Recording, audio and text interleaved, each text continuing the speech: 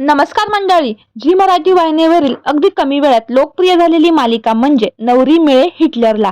ही मालिका प्रेक्षकांना प्रचंड आवडते. मालिकेतील एजे आणि लीलाची जोडी विशेष लक्ष वेधून घेते. एजे ही भूमिका अभिनेता राकेश बापट यांनी साकारली आहे. राकेशने हिंदी विश्व गाजवले आहे.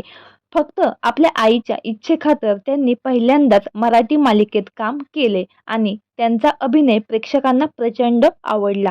मालिका एवढी छान चालू असतानाच एजे म्हणजेच राकेश बापट यांच्या चाहत्यांसाठी एक वाईट बातमी समोर आली आहे. तर जाणून घेऊ काय आहे संपूर्ण माहिती. नवरी मिळे हिटलरला ही मालिका लवकरच प्रेक्षकांचा निरोप घेणार आहे. त्यामुळे चाहत्यांना आश्चर्याचा धक्का बसला आहे. मालिका एवढी रंजक वळणावर असून देखील का बंद होत आहे असा प्रश्न सर्वांना पडला आहे. मालिकेत तोचपणा वाटत असल्यामुळे कदाचित मालिकेला रेटिंग मिळत नसावं असंही बोललं जातंय. शिवाय मालिकेची वेळ देखील बदलली आहे. त्यामुळे TRP प्रचंड घसरला आहे. तसेच वाहिनीने देवमाणूस या आगामी मालिकेचं प्रमोशन केल्याचं दिसत आहे.